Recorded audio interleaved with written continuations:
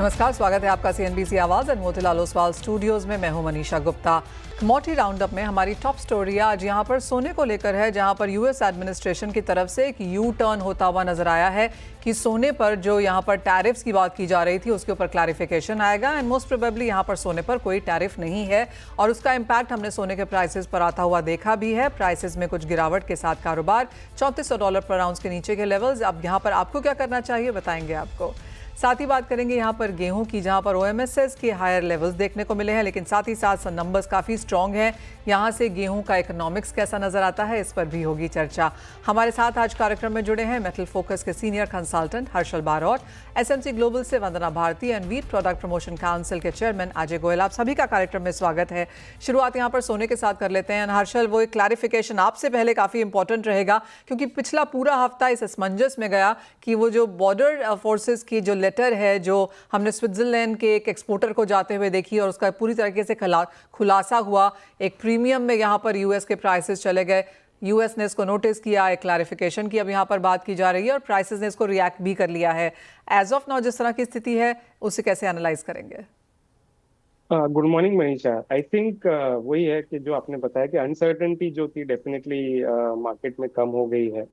हालांकि अभी भी जो स्पॉट और कॉमिक्स फ्यूचर में डिफरेंस है अभी भी रिलेटिवली हायर है, but I think eventually US market open होने के बाद ये भी कन्वर्ज हो जाएगा। तो हमें लगता है कि आई थिंक मैंने लास्ट वीक भी एक मीडिया इंटरेक्शन में कहा था कि अगर ये टैरिफ्स आती भी तो भी इसका इम्पैक्ट शॉर्ट टर्म होता, क्योंकि इफेक्टिवली ये क्या करती है, टैरिफ्स के शायद जो कन्वर्जन है 400 आउंस टू किलो बार्स या 100 आउंस बार्स, वो यूएस एलबीएमए रिफाइनरीज में वो बिजनेस शिफ्ट हो जाता रादर देन स्विस रिफाइनरीज में, जहाँ पे वो अभी प्रीडोमिनेंटली होता है। तो उसका शॉर्ट टर्म ही इम्पैक्ट होता, बट ये क्लैरिफिकेशन आने के बाद आई थिंक जो ब्रॉडर कंसर्न्स ही है मार्केट में, आई थिंक वही हमें लग रहा है कि वो कम हो जाएंगे आगे जाते। तो इसका कोई इम्पैक्ट अब आगे जाते हुए फिलहाल तो हम एटलीस्ट स्पॉट गोल्ड प्राइस पे तो नहीं देख रहे। सो हर्षल, ये एक चीज़ अगर हम आउट ऑफ द वैक देखें कि हाँ, एक इस पे एक यू टर्न है, सिर्फ एक क्लैरिफिकेशन की फॉर्मेलिटी यहाँ पर बाकी है, otherwise markets are back to normal. यहाँ से जिस तरह के प्राइसेस हैं और जो हमने पिछले हफ्ते होता हुआ देखा कि लंदन स्पॉट के गोल्ड कहाँ था और कॉमिक्स के प्राइसेस कहाँ थे, जिस तरह की डिस्पैरिटी से गोल्ड भी यहाँ पर दिखा सकता है। इंडियन मार्केट्स का रिएक्शन अब आगे जाकर कैसा रहेगा? आई थिंक इंडिया में तो सबसे बड़ी कंसर्न है कि आईएनआर जो डेप्रिसिएशन हो रही है because of tariffs, I think उसका इम्पैक्ट इंडियन मार्केट्स में ज्यादा है। हमने देखा है कि डिस्पाइट के ग्लोबल प्राइसेस काफी करेक्ट हुए अपने हाई से, इंडियन प्राइसेस अभी भी 1 लाख लेवल के ऊपर भी है, क्योंकि मेजरली आईएनआर डेप्रिसिएशन की वजह से। डिमांड फ्रंट पे आई थिंक ये रिसेंट प्राइस करेक्शन थोड़ा हेल्पफुल होगा, क्योंकि हमने लास्ट वीक जो रैली देखी उसके बाद थोड़े कंसर्न थे, क्योंकि आईएजेएस में हमने बहुत स्ट्रॉन्ग रिस्पांस देखा था रिटेलर्स से। बट कहीं ना कहीं अगर गोल्ड प्राइस रैली अगर कंटिन्यूड आगे चलती रहती है अगर इस वीक भी, तो ऑर्डर कैंसिलेशन के डर डेफिनेटली आता अगर गोल्ड नए हाई एटलीस्ट स्पॉट मार्केट में हम देखते 3500 के ऊपर। बट फिलहाल आई थिंक वो कंसर्न्स भी नहीं है, तो हमें लगता है कि जो आईएजेएस में भी जो ऑर्डर्स थे मोरलेस आई थिंक सस्टेन रहने चाहिए, प्रोवाइडेड कि ये प्राइस जो है ये रेंज में ही रहे 3300 से लेके 3400 3450 की range. Harshal, I know this is still early days और हमने रक्षाबंधन होते हुए देखा, बहुत जल्दी कृष्ण जन्माष्टमी, फिर गणपति और उसके बाद एक पूरा यहाँ पर फेस्टिवल का स्ट्रिंग है। किस तरह की डिमांड एक्सपेक्टेशंस हैं? जैसे आपने बोला रुपये डिप्रिसिएशन एक इंपॉर्टेंट चीज़ है यहाँ पर और 1 लाख के ऊपर सोना फिलहाल कारोबार कर रहा है। क्या एक्सपेक्टेशन है on ground retail jewellery demand से? आई थिंक एक्सपेक्टेशंस तो compare to the first half of the year, अगर जैन टू जून की बात करूँ, उससे डेफिनेटली इंप्रूवमेंट की एक्सपेक्टेशंस है। रिटेलर्स ने पहले 6 महीने में इतनी ज्यादा स्टॉकिंग नहीं की थी, क्योंकि डिमांड भी वीक था, प्राइस भी कंटिन्यूसली ऊपर जा रहे। तो आई थिंक एटलीस्ट रिटेलर्स की जो स्टॉकिंग की एपेटाइट है वो डेफिनेटली हमने रिटर्न होती हुई देखी है रिसेंट वीकली शोज में। तो फिलहाल तो लग रहा है, जैसे मैंने कहा कि अगर प्राइस यहीं पे रहते 1 लाख के आसपास, तो आई थिंक एक्सपेक्टेशन है कि कंज्यूमर्स भी अब थोड़े बहुत एडजस्ट हो जाएंगे बाय द टाइम फेस्टिव और वेडिंग सीजन की बाइंग शुरू होती है। तो अनलेस प्राइस में बहुत ज्यादा वॉलेटिलिटी, स्पेशली अगर प्राइस बहुत ज्यादा रैली नहीं करे, तो हमें लगता है कि फेस्टिव सीजन पॉजिटिव होना चाहिए इस बार। जैन जून से तो बेहतर होगा, यानी कि सेकेंड हाफ फर्स्ट हाफ से यहाँ पर बेटर होने की एक्सपेक्टेशन है। हर्षल, किस तरह का सोने का इंपोर्ट इस साल में हम देख रहे हैं, क्योंकि 700-800 से क्या हम 600-700 वाली रेंज में जा रहे हैं? जी बिल्कुल। आई थिंक अब हमने रिसेंटली एक ट्रेंड देखा है कि अब डोरे के इंपोर्ट्स फिर से पिकअप हो गए। फॉर एग्जांपल सेकंड क्वार्टर में मोर देन 60% इंडिया का इंपोर्ट जो है वो डोरे के फॉर्म में हुआ था। तो आई थिंक कहीं ना कहीं जो ऑल्टरनेटिव फॉर्म्स में इंपोर्ट हो रहे थे, सोल्यूशंस थे, फाइंडिंग्स थे, आई थिंक उस पर क्लैम्प डाउन के बाद हमने देखा है कि डोरे के इंपोर्ट्स पिकअप हो रहे हैं। और स्पेशली क्योंकि सेपा के टैरिफ्स, जो यूएई सेपा में जो टीआरक्यू है उस पर अभी भी स्टे है, उसमें इंपोर्ट्स नहीं हो रहे। तो आई थिंक प्रीडोमिनेंटली अभी जो इंडियन ट्रेड है वो दोहरे इंपोर्ट्स पे फोकस कर रही है। तो ये एक आई थिंक एक नुआंस है सिर्फ इंपोर्ट्स का, but overall definitely given the price 600 से 700 टन की एक्सपेक्टेशन हमारी है। एक सवाल यहाँ पर चांदी पर भी, क्योंकि यहाँ पर हमने प्राइसेस बेटर होल्ड होते हुए देखे हैं। इंटरनेशनल मार्केट्स में भी 38.5 के आसपास के लेवल्स यहाँ पर बरकरार हैं। 39 एक रेजिस्टेंस के तौर पर है। लेकिन क्या बाय दिस ईयर एंड आपको लगता है कि एक स्ट्रॉन्गर पुश यहाँ पर चांदी में आएगा? स्पेसिफिकली ईयर एंड तो कहना मुश्किल है, बट एटलीस्ट हमारी एक्सपेक्टेशन डेफिनेटली है कि नेक्स्ट 9 से 12 महीनों में हम 42 से $44 के लेवल डेफिनेटली देखते हैं चांदी में। शॉर्ट टर्म आई थिंक बहुत सारी हेडलाइन रिस्क है अक्रॉस कमोडिटीज, तो वॉलेटिलिटी डेफिनेटली रहेगी। कहीं ना कहीं डॉलर भी बहुत ज्यादा ओवरसोल्ड है, वैसी एक्सपेक्टेशन है मार्केट में। तो शायद डॉलर इंडेक्स में भी शॉर्ट टर्म रिकवरी अगर आती है तो हम गोल्ड सिल्वर पे प्रेशर देख सकते हैं। बट ओवरऑल थोड़ा मीडियम टर्म व्यू बात करूँ तो अभी भी व्यू जो है हमारा बरकरार है कि we are positive and we expect $42 to $44। Alright, तो अगले 9 से 12 महीने में $40-45 तक यहाँ पर चांदी के भाव जा सकते हैं। तो तेज़ी वहाँ पर बरकरार है। बहुत शुक्रिया हर्षल समय निकालने के लिए। और जैसे हर्षल हमें बता रहे थे कि बहुत सारे डेटा और इवेंट्स हैं। इस हफ्ते की ही अगर बात करें तो यूएस के इन्फ्लेशन नंबर्स आएंगे। 12 अगस्त को यूएस और चाइना की जो ट्रूस है वो शायद एक्सटेंड होती हुई दिखेगी। 15 अगस्त को यहाँ पर यूएस और रशिया के प्रेसिडेंट्स एक साथ मिलने वाले हैं। वो बात करेंगे आगे जाकर कि रशिया पे सैंक्शंस लगने हैं कि सीज फायर होगा, सेकेंडरी बायर्स का क्या होगा। और फिर 21 और 22 अगस्त को यहाँ पर फेडरल रिजर्व की जैक्सन होल सिंपोजियम मीटिंग है, वहाँ से भी कुछ स्टेटमेंट्स आएंगी। तो क्लियरली आने वाले 10-15 दिन में यहाँ पर इतने सारे इवेंट्स हैं, इतनी सारी चीज़ें हैं, डेटा है, स्टेटमेंट्स निकल के आएंगी जो बाजार को यहाँ पर काफ़ी चौपी रखेंगी। वेल वंदना, एक तो कैसे देखती हैं ये सारे के सारे इवेंट्स, और आपकी क्या सेंस है करंट लेवल्स पे अब सोने चांदी में क्या किया जाए? जी मनीषा, ये बात तो यहाँ पे थोड़ा सा डिस्काउंट होता हुआ नजर आया है कि ये गोल्ड बार्स को रखेंगे, एग्जाम करेंगे। दूसरी चीज ये कि मार्केट यहाँ पे दो डेटा पे काफी ज्यादा यहाँ पे ध्यान रखेगी। एक तो सीपीआई का है, दूसरा इवेंट यहाँ पे पुतिन और ट्रम्प के मिलने का है। तो मुझे लग रहा है कि सोने का बाजार ये दो चीजों को काफी ध्यान से देखेगा। और थोड़ा सा मुझे प्रेशर लग रहा है, खास करके सोने में मुझे यहाँ पे प्रेशर लगता हुआ नजर आ रहा है। लेकिन सिल्वर, मुझे लग रहा है कि सिल्वर एक स्ट्रॉन्ग कमोडिटी है, बहुत ज्यादा डाउनसाइड इसमें एक्सपेक्टेड नहीं है और इसने $37 को होल्ड करके रखा हुआ है। तो फिलहाल मुझे लग रहा है कि गोल्ड में एक तो प्रेशर बनता हुआ दिख रहा है। अगर इंटरनेशनल मार्केट की बात करें तो मुझे लग रहा है कि गोल्ड और सिल्वर का जो स्पॉट और फ्यूचर्स का जो एक डिफरेंस है वो भी यहाँ पे कम होता हुआ नजर आया है। और नीचे की तरफ अगर देखें तो थोड़ा सा लग रहा है कि 3410 वाला जो लेवल है वो आता हुआ दिख सकता है। हमारे बाजार में ये रिफ्लेक्ट होगा 1,01,100 के करीब। मुझे लग रहा है कि सेलिंग करनी चाहिए।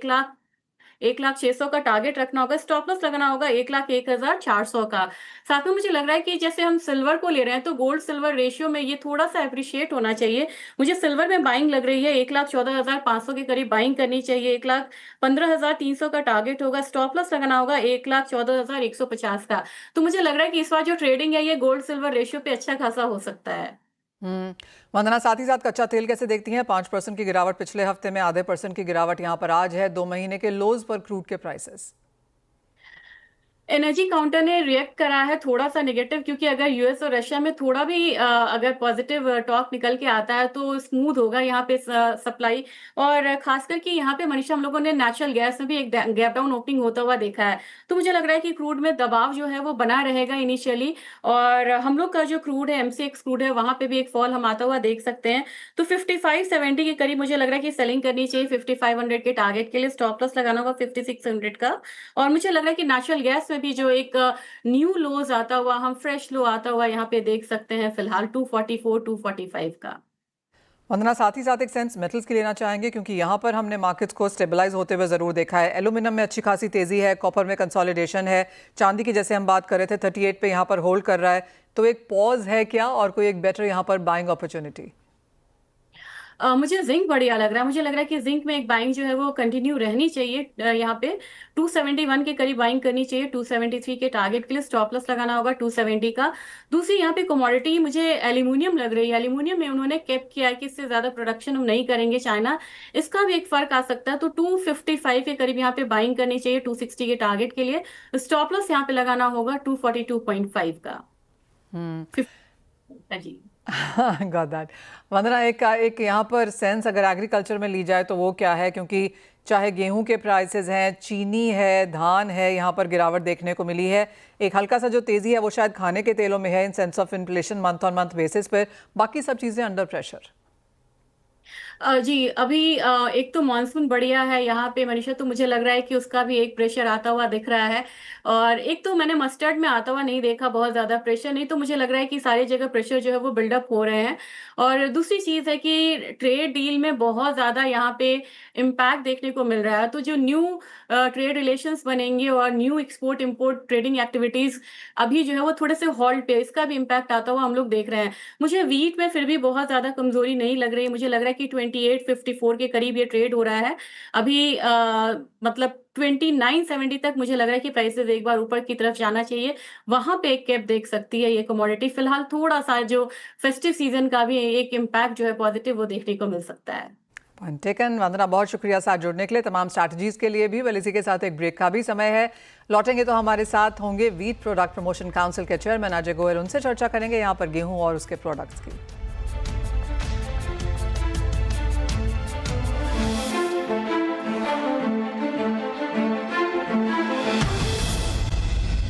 स्वागत है आपका, और हमारे साथ अब वीट प्रोडक्ट प्रमोशन काउंसिल के चेयरमैन अजय गोयल हैं। अजय जी नमस्कार। सबसे पहले अवेलेबिलिटी कैसी है गेहूं की, और ओएमएसएस को कैसे देखते हैं आप? ओएमएसएस का अनाउंसमेंट तो हो चुका है, और सरकार मेरे ख्याल से उन्होंने एक वाटरमार्क कर रखा है कि अगर जो है गेहूं इस दाम से ऊपर जाए तो हो सकता है कि वो जल्दी ले आए। लेकिन बाजार को उम्मीद है कि ये सितंबर अक्टूबर में मार्केट में रिलीज होगा। और जहां तक डिमांड का सवाल है, डिमांड कोई खास नहीं है आज की तारीख में वीट प्रोडक्ट्स में। जो ज्यादा तकलीफ है वो वीट ब्रांड की है, जिसकी वजह से जो है ये बाजार आगे बढ़ नहीं पा रहा है। और उसके लिए जो है मिल वाले और मार्केट जो है पॉलिसी के इसमें है कि वीट ब्रांड एक्सपोर्ट कैसे भी खुल जाए बांग्लादेश के लिए और रेस्ट ऑफ द वर्ल्ड के लिए। तो थोड़ा सा मार्केट को, वीट मार्केट को मोमेंटम मिलेगा, क्योंकि वीट ब्रांड का तो एकदम डब्बा गोल है आज की तारीख में। अजय जी, जब आप कहते हैं कि डब्बा गोल है, तो किस तरह का प्राइस, किस तरह की सब ओवर सप्लाई हम देख रहे हैं? देखिए, वीट ब्रांड का जो नया सब्स्टिट्यूट है उसकी वजह से जो आप समझ लीजिए ईस्ट इंडिया में या नॉर्थ इंडिया में 28, 28.5 के दाम होते थे वीट ब्रांड के, वो 20, 21, 22 पे आ गए हैं। और जो वेस्टर्न इंडिया, सदर्न इंडिया में वो 18, 19। As a matter of fact offtake की बड़ी प्रॉब्लम है, डिमांड बिल्कुल ही नहीं सामने आ रही। सबके पास जो है आप समझ लीजिए औसत 10 से 20 दिन का वीट ब्रांड का प्रोडक्शन मिलों में स्टॉक रखा हुआ है, और सब इस ताक में है कि एक्सपोर्ट की कोई ये आए। और बारिशों में वैसे भी ब्रांड की डिमांड कमजोर रहती है, क्योंकि इस मौसम में जो है ब्रांड कम बिकता है। तो ये एक रुकावट सा बना हुआ है बाजारों के लिए आज की तारीख में। ज़्यादातर अजय जी कमोडिटीज़ में हमने वही देखा है कि जो डेरिवेटिव्स की मार्केट है उसके वीक चलते मेन प्रोडक्ट की मार्केट में भी गिरावट देखने को मिलती है। लेकिन गेहूं में पिछले एक हफ्ते की अगर बात की जाए तो प्राइसेस में कुछ उछाल देखने को मिला है, वो कहाँ से देखते हैं आप? नहीं, जो उछाल है वो मेरे ख्याल से लगभग 20-25 दिन पहले आ गया था, और आज की तारीख में 28, 28.5 और 28.60, 70 के रेंज में है वो। थोड़ा सा बाजार उछलता है तो अराइवल बढ़ जाती है हर जगह पे। तो मेरे ख्याल से कुछ दिनों ये बाजार रेंज बाउंड ही रहेगा जब तक वीट ब्रांड का सोल्यूशन नहीं आता है सामने। मुझे लगता नहीं है कोई भी मिलर उस पोजीशन में है कि वो अपने प्रोडक्शन को आगे खींच के ले जा पाए। अजय जी, फेस्टिवल डिमांड किस तरह की आप बनता हुआ देखते हैं? जैसे आपने कहा कि ओएमएसएस यहाँ पर सितंबर अक्टूबर में आता हुआ नजर आएगा, क्या उसी समय में हम एक बेहतर डिमांड बनता हुआ देख रहे हैं? क्या आपको लगता है कि प्राइसेस तब यहाँ पर ज्यादा ऊपर दिखेंगे? जैसे आपने पिछले सेगमेंट में कहा, अभी राखी के बाद जो है जन्माष्टमी, गणेश चतुर्थी, अब तो ये दौर शुरू हो गया है। और डिमांड स्लोली डेफिनेटली इम्प्रूवमेंट दिखेगी डिमांड में, और उसी वजह से बाजार भी थोड़ा सा जो है बॉयंट रहेगा। लेकिन कोई तरह की स्कैर्सिटी कोई आज की तारीख में महसूस कर ना रहा है, और ना ही कोई बड़ी सेलिंग है आज की तारीख में। सेलिंग भी जो है एक ट्रिकल की तरह है और डिमांड को मैच कर रही है। तो बाजार जो है फेस्टिवल डिमांड को लेके अगले महीने भर कोई ज्यादा जो है स्पीड नहीं पकड़ेगा।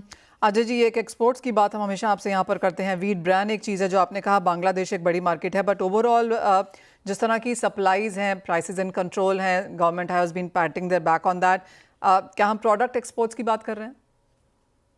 देखिए, मुझे लगता है जो इंटरनेशनल फैक्टर्स हैं वो सारे गेम को हिला देगी ओवर टाइम।